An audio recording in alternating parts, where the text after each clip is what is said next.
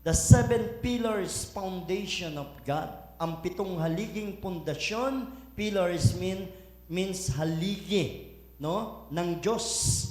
Ang 1 Samuel 2:8 nagsasaad, ang sabi po dito, for the pillars of the earth are the Lord, and He has set the word on them. Ulitin ko, for the pillars of the earth are the Lord's, and He has set the word on them. May Tagalog ba yan? Mapapadakila mo kahit ang pinakaaba. Mahahango sa kahirapan kahit ang pinakadukha. Tandaan po natin yan. So, medyo magkaiba ang kanyang tema sa Tagalog, pero pagdating po sa English, ang sabi po rito, kung tatalagalogin natin, sapagkat ang haligi ng sanlibutan ay ang Diyos, no? At ang lahat ay inayos niya sa pamamagitan ng kanyang anak. So, dahil sa kanyang anak, inayos niya ang sanlibutan at siya ang haligi, no? Haligi ng sanlibutan. Ano ba yung mga pillars according to the Bible? Ilan sa mga pillars na aking pinag-aralan, unahin natin tong tinatawag na wisdom. Kapag nakakilala mo ang Panginoon, magkakaroon ka nito. Kapag ang Panginoong Jesus ay tinanggap mo sa iyong buhay, ikaw ay magkakaroon ng tinatawag na wisdom. Sabihin nyo nga, wisdom. Tooth. Iba yon. Iba yon. Wisdom means, no, has built her house, she has set up its 7 pillars. Ang sabi po dito sa Proverbs 9:1, ang sabi po, Kawikaan 9:1, wala kang 9:1 o 10. Sige, 10. Sa 10. Ang paggalang at pagsunod kay Yahweh ay pasimula ng karunungan. Ang pagkilala sa banal na Diyos ay may dulot na kaalaman. The fear of the Lord is the beginning of wisdom, and knowledge of the Holy One is understanding. Kaya ko po pinababasa sa inyo ang Kawikaan. Basahin niyo lahat ang Kawikaan mula sa first chapter hanggang sa huling chapter nito. Ito po ay nagsasaad pagka napatungkol, lalo na sa mga verse 8, verse 9. Patungkol po ito sa wisdom na pinapakilala ay ang ating Panginoong Jesucristo. Ang wisdom na sinasabi dito ay ang Panginoong Jesus. Bagamat gumagamit siya sa Ingles ng she, no? She, pinatutungkulan ito sa paggalang at pagrespeto, mga magulong kapatid. Ito po ay tumutukoy sa ating Panginoong Jesus o yung wisdom, yung karunungan na kapag ikaw ay nagkaroon nito, ibig sabihin, pasimula na ito ng pagkatakot mo sa Diyos. Dahil sinasabi diyan, ang pagkatakot o the fear of the Lord is the beginning of wisdom. Dahil natatakot ka na sa Lord. Amen? Nababagabag ka na dahil nagkakasala ka. Yun ang pagkatakot sa Diyos. Nagkakaroon ka ng conviction. Nagkakaroon ka na ng kaalaman, ng knowledge, at nagkakaroon ka ng pangunawa. So, nung hindi pa tayo nakakilala sa Panginoon, wala tayong wisdom. Amen? Maaring may knowledge ka on the earth dahil nag-aral ka, natutunan mo sa school. Pero yung wisdom na sinasabi dito ay yung karunungan na galing sa Diyos. Ano yung karunungan na galing sa Diyos? Nakikita mo yung sarili mo kapag nakakagawa ka ng mali. Yun ang karunungan. At kapag nakikita mo na nakakagawa ka ng mali, natatakot ka sa Diyos. Humihingi ka ng tawad sa Diyos. Yun ang karunungan. Amen? Hindi, nung hindi ka pa nakakilala sa Diyos, gawa ng mali, hayagan kang gumagawa ng mali, hindi ka humingi ng tawad sa Panginoon, wala kang karunungan nun. Kaya ngayon, nakilala mo ang Panginoong Jesucristo, nagkaroon ka ng wisdom. Sabi mo sa katabi mo, kapatid, may wisdom ka ba? May wisdom ba yan? Saan mo ginagamit wisdom mo? Ha? Saan mo ginagamit ang iyong wisdom? Ayun yung sinasabi natin eh. May wisdom ka nga dahil nakilala mo ang Panginoon, pero saan mo ito ginagamit? Kapag ginamit mo ito sa masama at sa paggawa ng kasalanan, so ibig sabihin, nagkakasala ka sa wisdom na tinanggap mo. Walang iba kundi sa ating Panginoong Kristo. Dahil magsisimula ang iyong kaalaman, karunungan, pangunawa, lumalawak ang pangunawa mo. Naunawaan niyo yun? Lumawak yung pangunawa mo. Sa kapitbahay mo na lagi nang aasar sa'yo, sa kapitbahay mo na lagi kang minamarites. Amen? Sino na marites na? Sino yung naging biktima ng marites? Aba, wala. Aba. O baka kayo nang bibiktima dahil kayo ang marites. Tingnan mo ang katabi mo. Tingnan mo kung may nunal yan. Sabi nila, pag may nunal dito, madaldal. Buti na lang. May nunal ako dito. Pero ang dinadaldal ko, Word of God. Ibig sabihin, nagkaroon ka ng pangunawa. Amen? Natuto kang umunawa sa mga taong nakakasakit sa iyo. Meron kang wisdom. Nagkaroon ka ng knowledge patungkol sa Panginoong Kristo at kaya nagkaroon ka ng takot sa Diyos. Kaya nga sinabi dito sa verse 1 ng 9 ng Proverbs, wisdom has built her house. She has set up its 7 pillars. No? 7 pillars sa loob ng tahanan. Dapat makamtan mo ito. Dapat nandoon sa bahay mo ito. Unang-una na dyan ay ang wisdom. Pangalawa, mga magulong kapatid, faith. Ayan. Faith. I know, meron kayo nito. Pananampalataya. Hindi kayo pupunta rito kung wala kayong pananampalataya sa Diyos. Amen? At binubuo nyo yung pananampalataya nyo sa Panginoon kapag lagi kayong sumasamba. Dahil alam nyo, ang pagsamba, ang pagpunta sa bahay ng Diyos ay nakakalakas ng iyong buhay spiritual. Amen? Dehydrate ka na buong linggo. Dapat hanapin mo ngayon na magpapalakas sa'yo. Walang iba kung hindi ang salita ng Diyos. At ang mga kapatid mo na lagi mong nakikita, nasisiyang ka. Sabi mo nga uli, kapatid, sabi mo nga, masaya ka ba kapag nakikita ko? Sabi mo nga, masaya siya? Amen? Arang hindi, nalungkot eh, oh. Di man? Alam nyo, ang sarap eh. Ang sarap ng may pananampalataya ka sa Panginoon.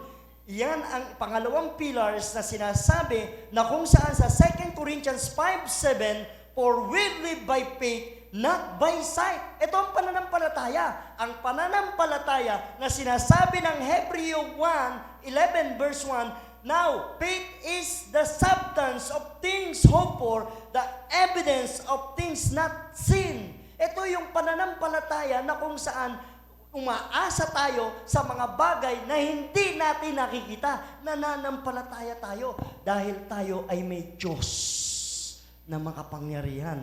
Basahin natin sa Tagalog. Hebrews 11 verse 1. Ang pananampalataya ay katiyakan na mangyayari ang ating mga inaasahan at naninindigan tungkol sa mga bagay na hindi nakikita. Take note, naninindigan. Ibig sabihin ng pananampalataya ay umaasa sa mga bagay na hindi pa natin nakikita. At ang sabi doon, balik mo, para hindi tayo magkamali. Ang pananampalataya ay katiyakan. Nakatitiyak ka na mangyayari ang ating mga inaasahan. Ibig sabihin, umaasa ka talaga. Ang pananampalataya nagkakaroon ng pag-asa. Amen? Naniniwala ka, nananalangin ka. Let me say, for very short example, may pangarap ako. Ang pangarap ko ay makatapos ng pag-aaral isang kursong nursing. Let me say, ganun lang. It's a very simple dreams. No? Nangangarap ka ng ganun. Hindi mo pa ito nakikita. Pangarap pa lang. Pero hiningi mo na sa Diyos, Dahil may pananampalataya ka, nakatitiyak ka na. Inaasahan mo na mangyayari ang bagay na inaasahan mo. Amen po ba? Okay, palalimin natin. Meron kang kahilingan sa Panginoon na matagal mo nang niluluhog sa Panginoon, dinudulog sa Panginoon. No? Hanggang ngayon, hindi pa binibigay ng Lord. Pero dahil may pananampalataya ka, alam mo na mangyayari ang hinihingi mo sa Panginoon. Hindi ka sumusuko. Ang pananampalataya ay walang pagsuko. Ang sabi dito, the things hoped for, the evidence of things not seen. Evidence. Ebidensya to ng mga bagay na hindi mo pa nakikita. Pero, inaasahan mo na. Pero, alam mo na mangyayari sa buhay mo.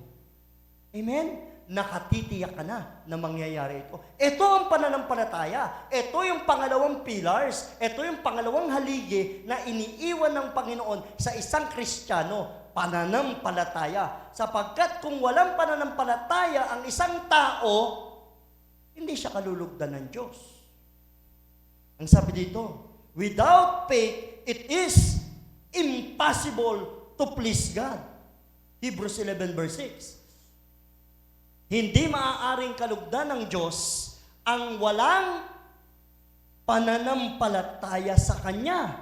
Sapagkat ang sino mang lumalapit sa Diyos ay dapat sumampalatayang may Diyos.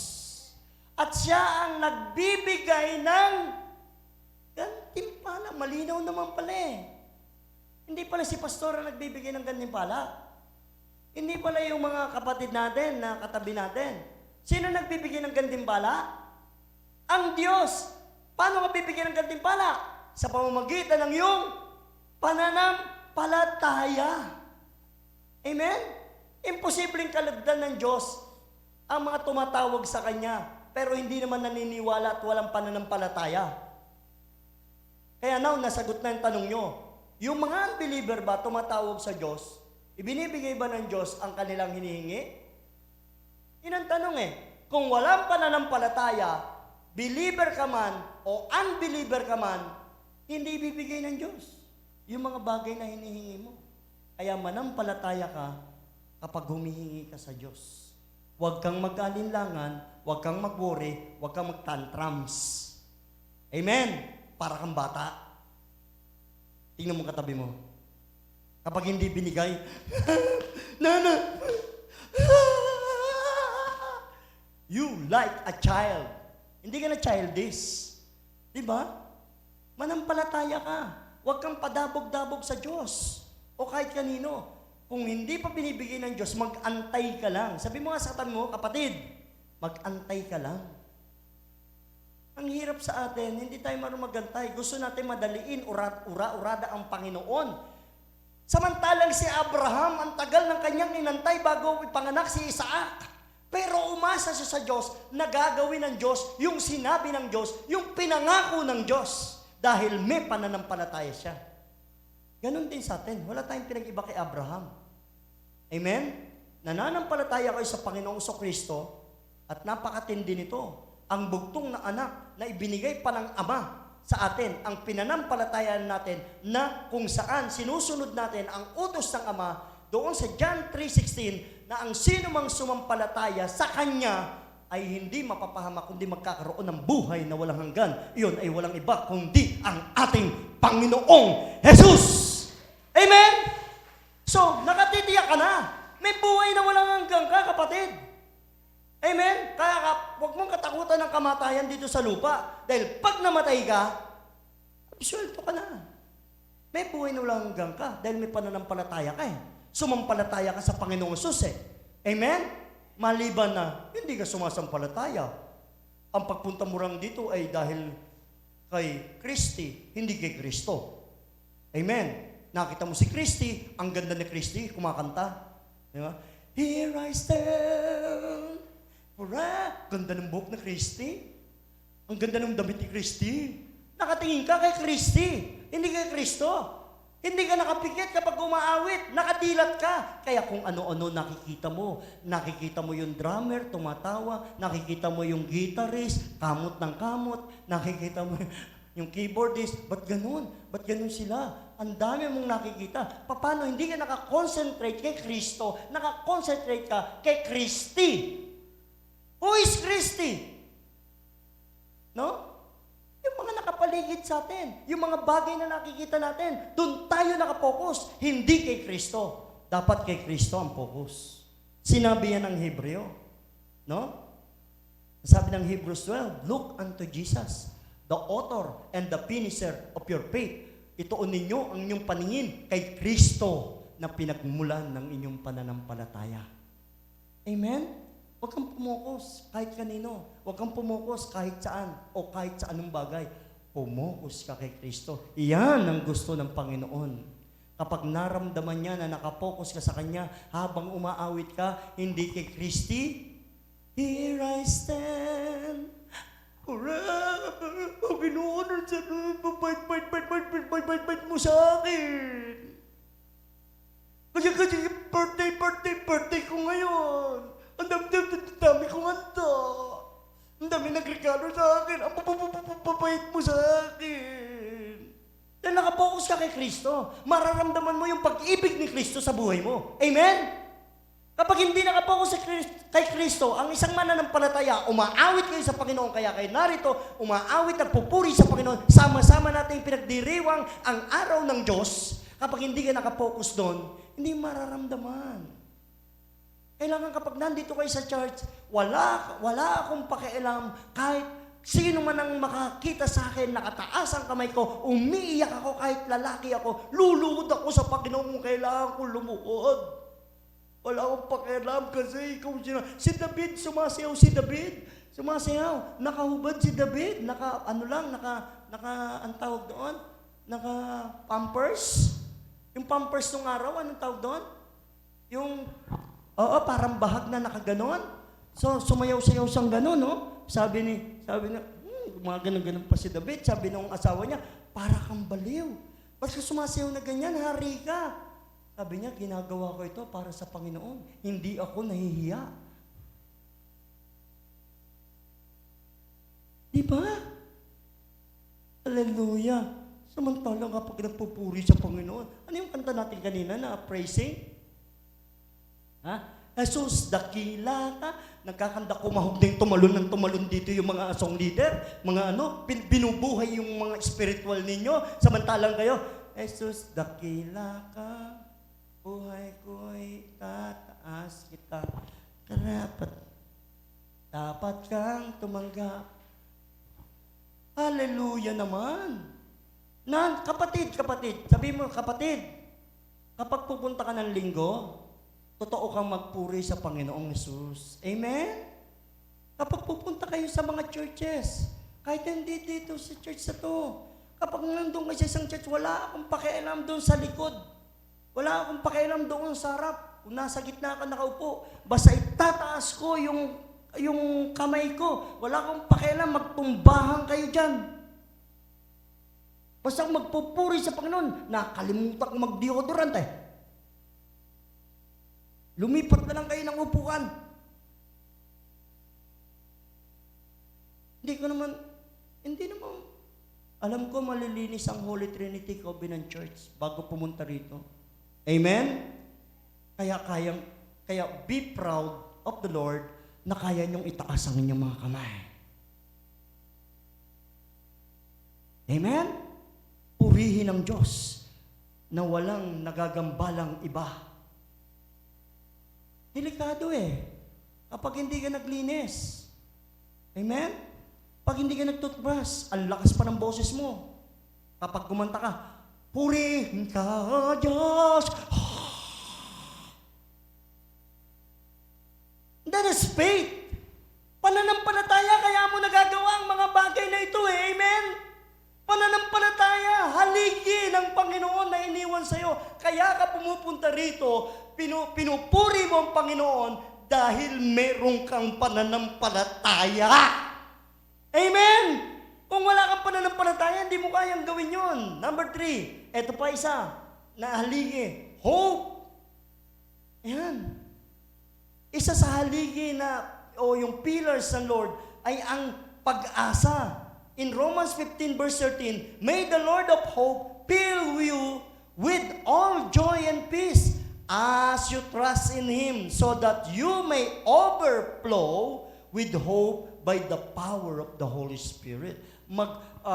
Sa pamamagitan ng pag-asa na ibinigay sa inyo ng Panginoon, mamuhay kayo ng may kagalakan.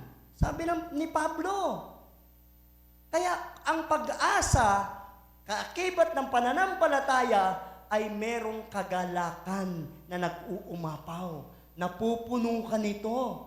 Hope means trust in Him by the power of the Holy Spirit. Ang sabi dito ni Pablo, you may overflow with hope by the power of the Holy Spirit. Dala-dala ng banal na Espiritu ang pag-asa dahil may pananampalataya ka na sa Panginoong Jesus. Kaya ang banal na Espiritu ang siyang magbibigay sa iyo ng pag-asa sa mundong ito.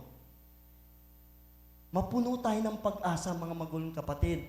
Alam nyo, meron ba tayong verse nun?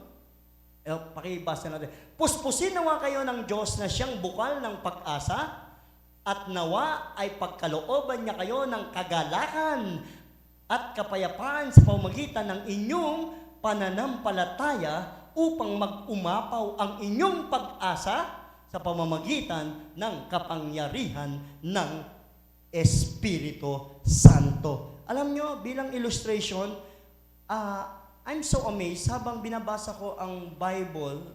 So, 2 dekada na, mahigit magtatatlong dekada na binabasa ko ang Biblia. Na paulit-ulit, na kung saan na-amaze pa rin ako sa kapangyarihan nito.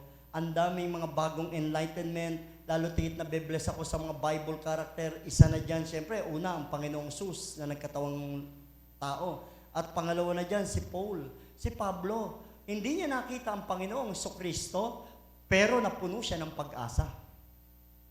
Amen? Ang sabi niya dito, mga magulang kapatid, share ko lang sa 2 Corinthians 4:16, no? Sabi niya, for this reason, we never become discouraged. Therefore, we do not lose heart. Kahit hindi ako nasisiraan ng loob, hindi ng ulo, Hindi ako nasisiraan ng loob kahit na humihina ang aking katawang lupa. Patuloy namang lumalakas ang aking espiritu. Sige nga, basahin natin dyan. Kaya't hindi kami nasisiraan ng loob. Kahit na humihina ang aming katawang lupa, patuloy namang pinalalakas ang aming espiritu araw-araw. So huwag kang mahinaan ng loob. Ang pag-asa, hindi humihina ang loob. Amen? Kung may pag-asa ka, dahil dala ng Espiritu Santo yan, mga magulong kapatid, do not lose your heart. Or the reason, do not discourage. Kahit ano pa magganap kung madi-discourage. Masakit sa mundo. Sa totoo lang, puro hirap ang sanlibutan. Lalo na kapag dumako ka na sa pag-aasawa. Hirap. Naranasan ko ang sanlibutan, mga magulong kapatid. Ang hirap. Ang hirap mabuhay dito.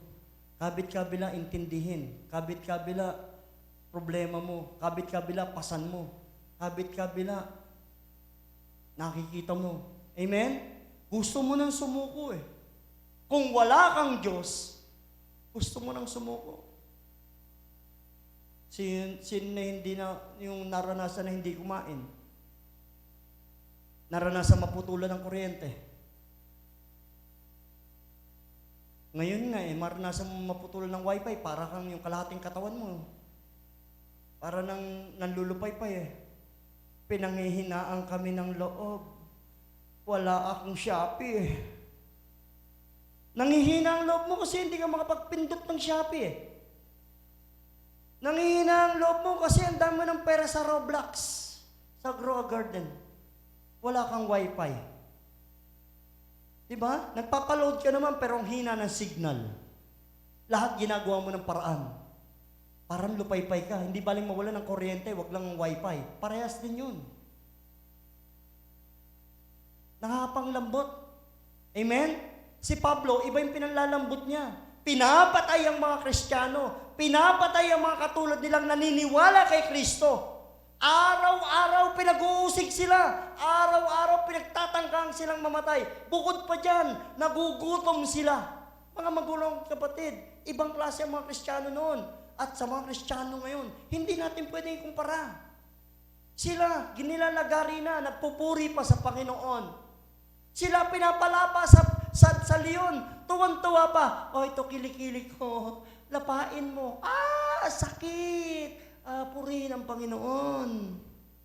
Samantalang ikaw,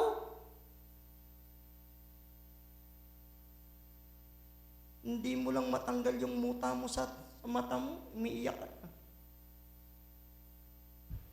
Natusok mo yung ingrown mo, sakit na sakit ka na, arte-arte mo. Hindi ako makasamba, Pastor. Ingro mo. May patawag po si Mayora.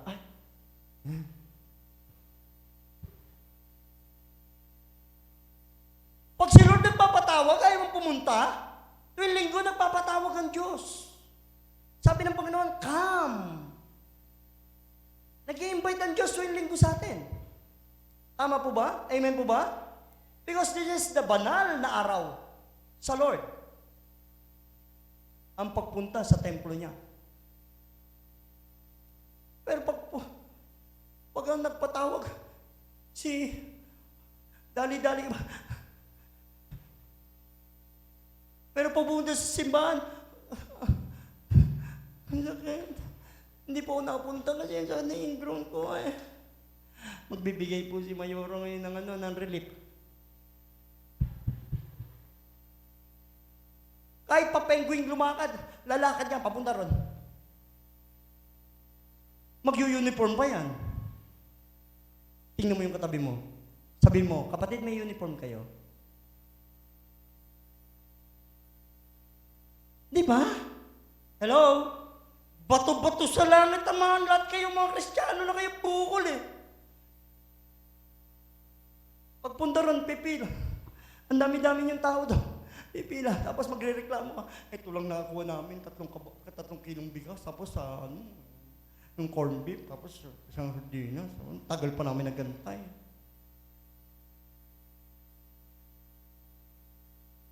May sobre. 500 binigay sa amin, nakarating sa amin 250. Siyempre, dumadaan yun eh. Marami nang dinaanan yun bago mapunta sa inyo. Hindi pa ba kayo nagigising? Iba ang mundo ngayon. Pasama ng pasama. Kaya ikaw, magkaroon ka ng pag-asa sa Panginoon. Si Pablo, sabi niya, bagamat nanghihina ang aking katawang lupa, may panghihina talaga. Amen. Hindi tayo perfecto. Manghihina ka. Sa asawa mo lang, nanghihina ka minsan eh. Ano ba naman? Ito ba yung napangasawa ko? Napakaburara. Napakalinis ko sa bahay. Tingnan mo naman, katutupi ko lang ng mga brief. Nandun na naman. Gulo-gulo na naman. Diba? Tapos hindi, magtututbrush lang, hindi pa kayang ilagay yung toothbrush doon. Magkakape, hindi pa makaya. Nandun yung baso, nilalanggam na. Hindi pa, isang baso, hindi mahugasan.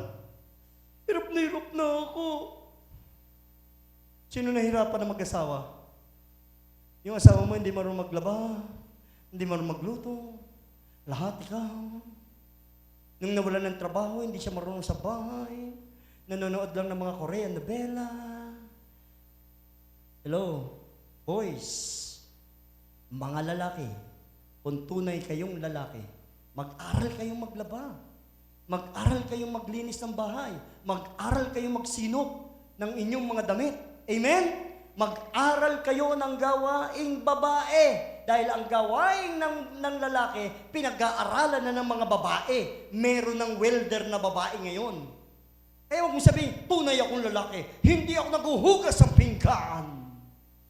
itapon mo yung asawa mong yun. Mahihirapan ka dun. Marunong kang pumindot sa cellphone. Hindi ka marunong maghugas ng pinggan, mapapasma ko lang eh. Ito lang kinabubuhay natin. Nagbebenta ako sa TikTok ng item. Pasintabi ha. Ang tunay na lalaki, hindi yung babaero, kundi marunong humawak ng plato. Amen? Yung platong hinahawakan niya, merong sponge. At saka, yung sponge merong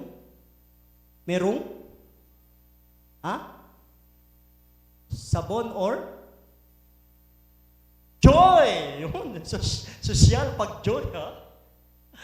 Ano yung bago? Yung kinakanaw, yung dishwashing. Di ba? So, purihin ng Panginoon. Mapuno ka ng pag-asa kahit nangihina ang katawang lupa mo. Amen?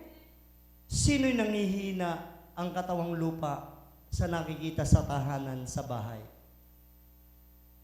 Uy, wala Hindi ka nangihina sa nakikita mo. Ikaw lang yung laban ng laba.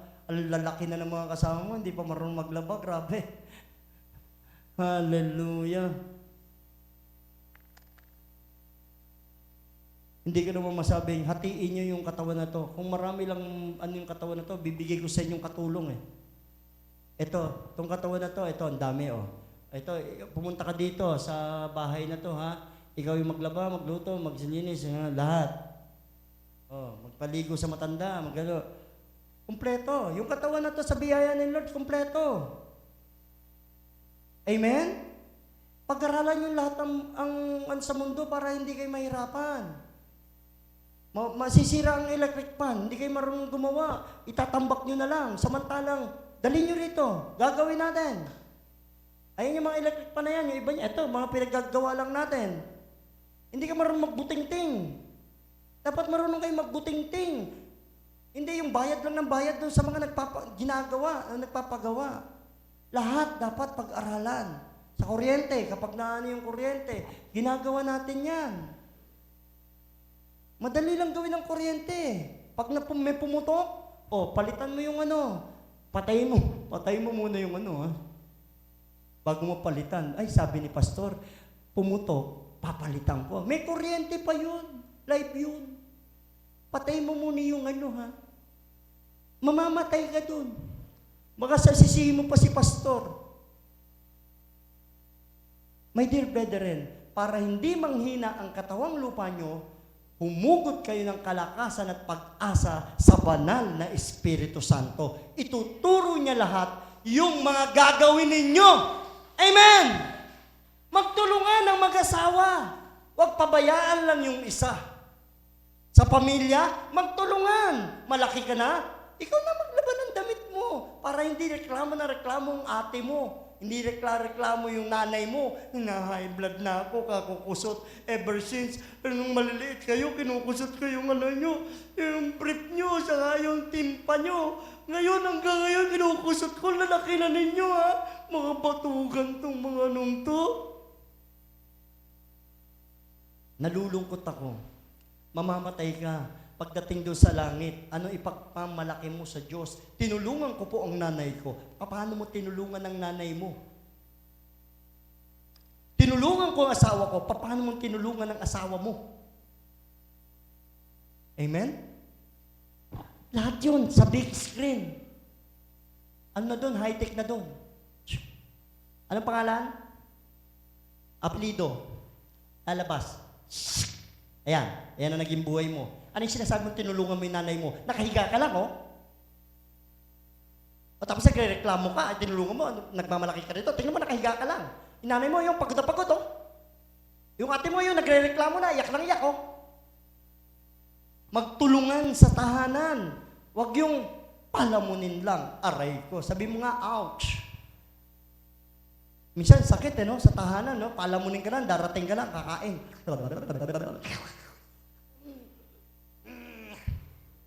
Alis na. Punta na agad. Kung saan pupunta, sa barkada, wala akong pakialam dyan sa tatambak yung pinagkainan. Hello? Nakakalungkot. Paano pag nag-asawa kayo? Amen? Wala kayong pag-asa. Pagka ganun. Hindi kayo marunong gumawa eh. Dapat, ang totoong nakakilala sa Panginoong Kristo, napupuno ng pag-asa, nagsisikap, nakatitiyak sa isang takbuhing nasa kanyang harapan. Amen? Purihin ang Diyos. Palakpakan natin ang Panginoon. Dito muna tayo matatapos. The 7 pillars. 7 pillars yan eh. Pang-apat tayo matatapos. Susunod na lang yung sa yung iba. Number 4. That is love.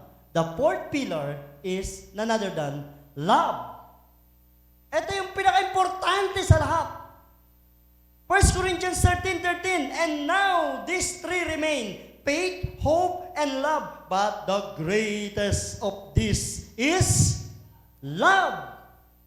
Ang pinakadakila sa lahat ay ang pag-ibig.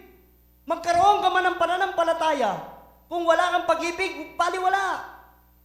Magkaroon ka man ng pag-asa, punong-puno ka ng pag-asa, pero wala kang pag-ibig, baliwala. In 1 Corinthians 13, verse 1 to 7, all wonders without love, you are nothing. All the gifts, knowledge, and understanding, and great faith without love, you are nothing. All pleasure, treasure, riches, and wealth, without love, you are nothing. Kung walang pag-ibig, wala tayong kabuluhan sa mundong ito. Basahin natin. Makapagsalita man ako sa mga wika ng mga tao at ng mga anghel, kung wala naman akong pag-ibig, para lamang akong kampanang umaalingaw-ngaw o pompyang na maingay. Ang ingay mo lang. Kahit na nagsasalita ka ng mga gift of tongues, kura basyanda na karondo sikara bakayaranda sandiyande, kura syandera bakadu sikara bayanda sande. Kung wala akong pag-ibig, anong kabuluhan ng mga sinasabi ko? Naintindihan nyo? Hindi. Amen? Ako lang ang nakakaunawa nun at ang banal na Espiritu Santo dahil yun ang kaloob sa akin ng Diyos. Sabihin ko mang lahat ng mga hiwaga, ang sabi diyan, no? Kung ako man ay may kakayahang magsalita ng mensahe mula sa Diyos, itong pinamimensahe ko sa inyo, o mga propeta, at unawa sa lahat ng hiwaga. Kung nasa akin man ang lahat ng kaalaman at lahat ng pananampalataya, ano pat nakakapagpalipat ako ng mga bundok, ngunit wala naman akong pag-ibig, wala akong kabuluhan. Kahit gaano ka kagaling, gaano ka kaganda, gaano ka kasikat, kung wala kang pag-ibig, kung ang pagpunta nyo rito, walang pag-ibig sa Diyos, wala pa rin kabuluhan ng pagsamba natin ito. Amen? Kada dapat pumupunta ka dito, may pag-ibig ka sa Diyos. Nananabik kang ma-fellowship mo ang Diyos. Dapat may pag-ibig. At kung ipamigay ko man ang lahat ng aking mga ari-arian at ialay ang aking katawan upang sunugin, ngunit wala naman akong pag-ibig, wala rin akong mapapala. Ang pag-ibig ay, mamaya na yan, wala ka rin mapapala. Pumunta ka rito, binigay mo lahat ng kayamanan mo, binenta mo ang lupa mo, nilagay mo rito. Binenta ka yung lupa ko, ha? Sinabi mo sa lahat, binenta ka yung lupa ko? Lalagay ko din.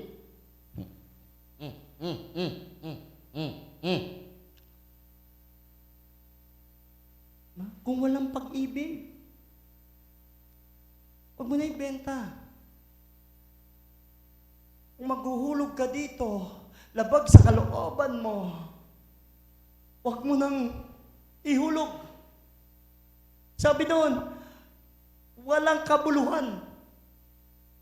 Mayaman ka man, maunlad ang buhay mo, sikat ka man, maganda ka man, ang gara ng sakyan mo, ang bahay mo, pero wala kang pag-ibig sa kapwa mo at sa Diyos. Baliwala yon, kapatid. Walang kabuluhan yon.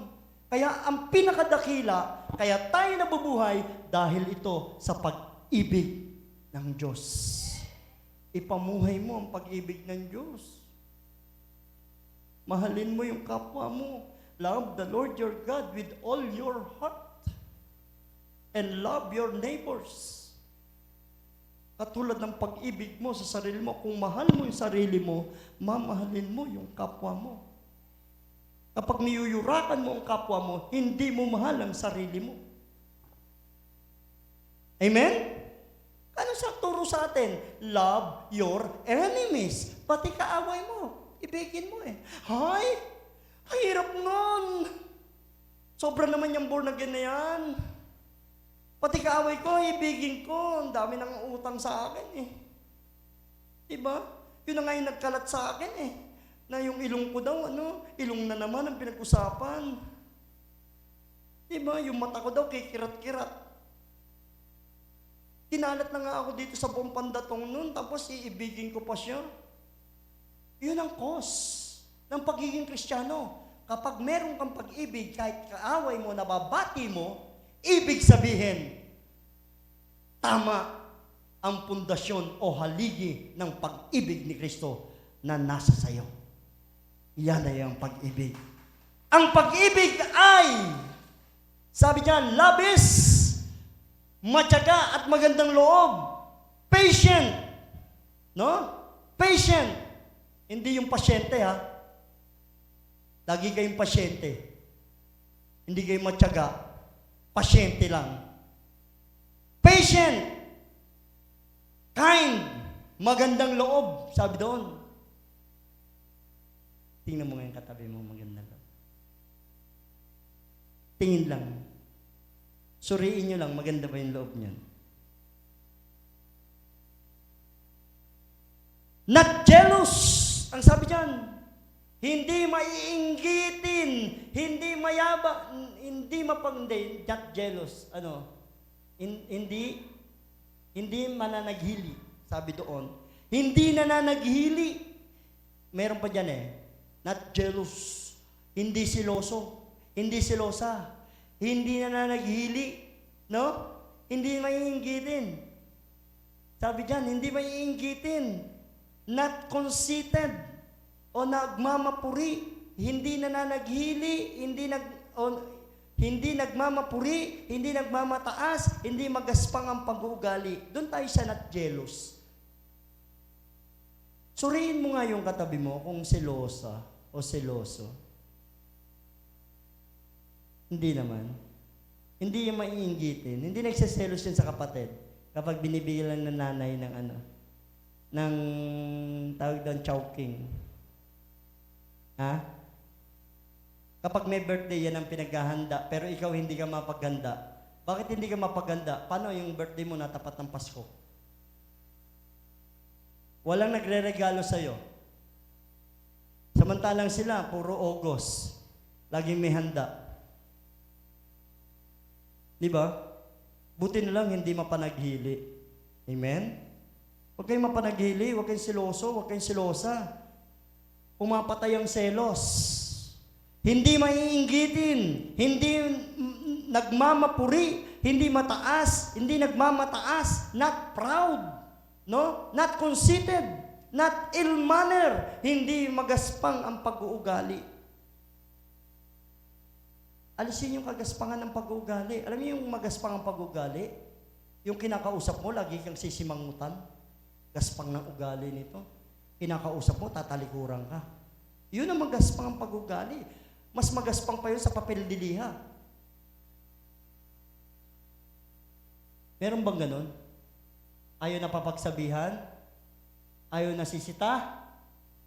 Pag nasasaling yung ego? O, di ba? Ba't nga magsabi mo? Tsura naman niya. Iba? Sino ba siya? Ang pag-ibig is not selfish. Love is not selfish. No? Hindi makasarili. Hindi nagtatago ng ulam, ng burger. Kung anong pagkain niya, binibigyan niya ng iba. Isusubo na nga lang niya Isusubo niya, ibibigay pa sa iba. Dahil naiisip niya, alam nyo, sa totoo lang, pag dumadaan ako sa Jollibee, nagugutom ako, gusto kong kumain mag-isa. Pero kapag tatapat na ako doon sa sa drive-thru, pipili ko yung mga kasama ko rito. Naku, kahit na lang bigyan nyo nga ako ng napupunta sa akin yung na lang, yung regular burger. Sa kanila, Chicken Joy with spaghetti. Tapos sasabihin sa kanila, hindi ko kumain ako, busog ako. Kasi gusto ko silang nasisiyahan bago ako. Sila muna. Pag napupusog sila, para akong busog na rin yung paningin ko. Inom na lang ako malamig na tubig. Huwag kang selfish, kapatid. Huwag mong ugaliin na maging selfish. Amen? Huwag kang makasarili dahil hindi pag-ibig yan. Not irritable. Eto na. Not irritable. Ang may pag-ibig, ang may pillars of love, hindi magagalitin. Tingnan mo yung katabi mo. Pag tiningnan mo yan, nagalit, yan, irritable yan. You are irritable. Sabi mo nga, you are irritable. Sino yung mga irritable? May mga kilala kayong irritable person? Naiirita ako sa inyo. Ang tatamad din niya. Hallelujah. May nakilala ba kayong mga tamad na tao? Siguro naman wala. Ang Holy Trinity Covenant Church ay pinaninindigan na lahat ng tao dito ay masipag.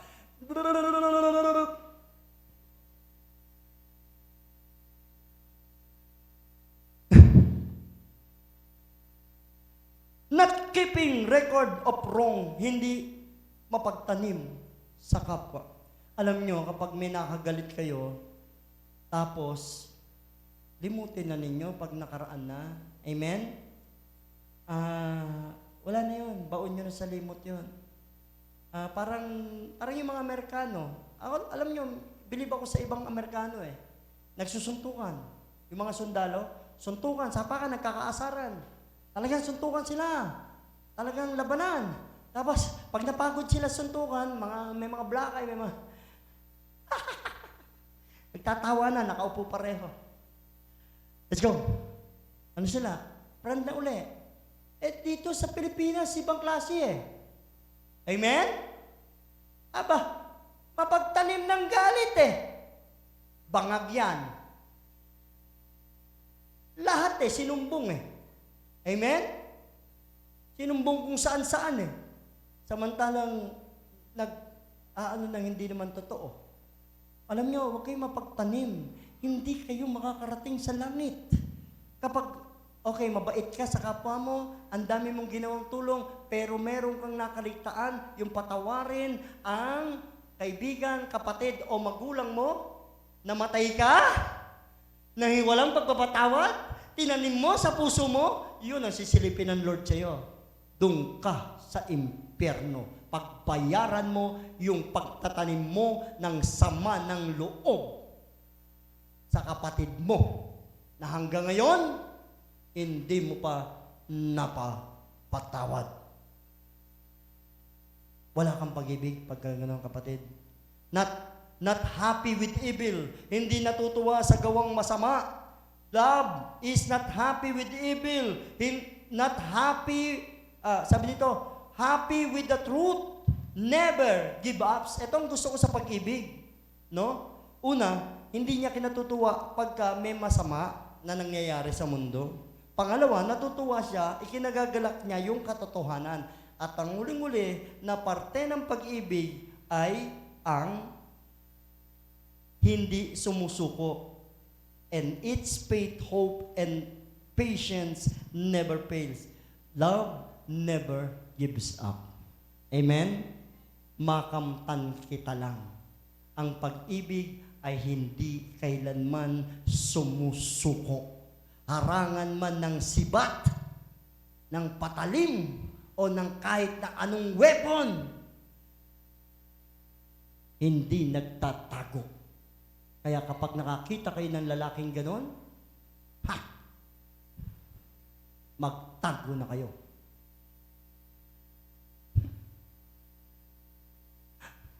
My dear brethren, ang sinasabing love dito ay yung pillars na hindi ka susuko sa anumang bahagi ng pananampalataya mo sa Diyos. Continue to run. Continue to run. Nakasama ang Diyos. Mapagbata, mapagtiwala, puno ng pag-asa, at nagtsatsaga hanggang wakas. Sa mga susunod, pag-uusapan natin ang tatlong natitira na pillars o foundation of God na napaka-importante sa mga Kristiyano. Itong apat na to, nawa ay maunawaan ninyo na meron kayo nito. Amen? Ano yung pillars? Number 1, wisdom. Number 2, faith. Number 3, hope. And number 4, love. Let us all rise. God loves you.